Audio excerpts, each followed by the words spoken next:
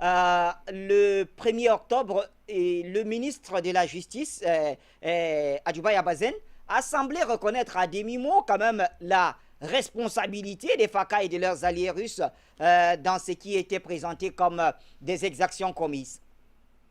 Écoutez, il y a 3% de cas non documentés, c'est-à-dire qui ne s'appuient pas sur des témoignages permettant d'aller en justice. Il y a 97% des cas qui concernent les groupes rebelles.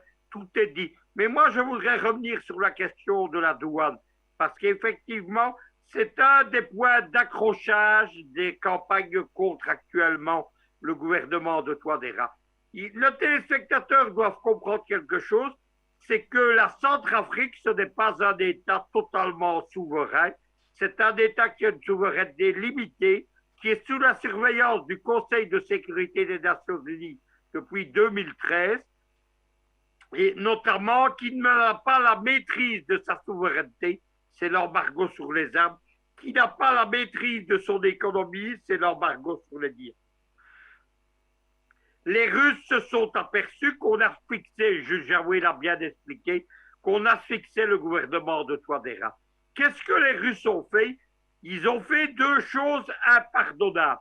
Tout d'abord, ils ont ramené de l'argent au gouvernement central.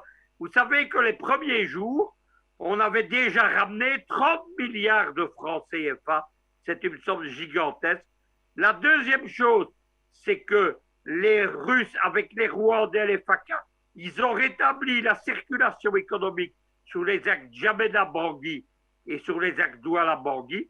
Et troisièmement, ils ont mis un terme au trafic de la MINUSCA elle-même. Vous devez savoir que la MINUSCA a mis au point en Centrafrique un véritable réseau de marchés noirs.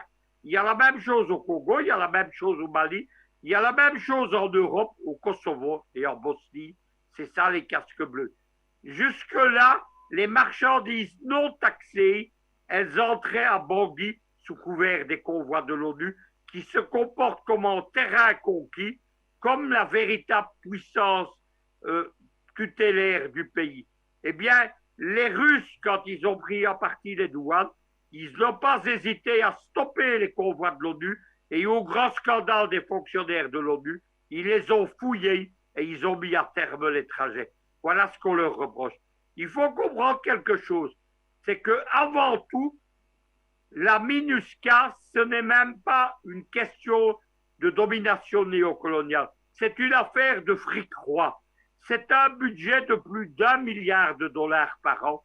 Il y a des dizaines et des dizaines de firmes de sécurité, notamment le fameux Guignolo, qui travaillait pour la MINUSCA. Vous vous rappelez ce mercenaire français. Il y a des dizaines d'ONG, il y a des médecins, il y a des journalistes. Tous ces gens vivent du budget de la MINUSCA.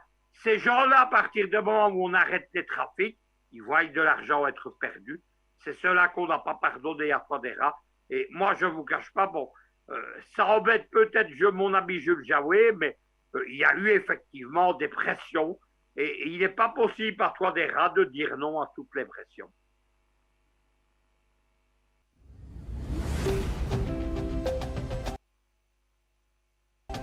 Afrique Média, le monde, c'est nous.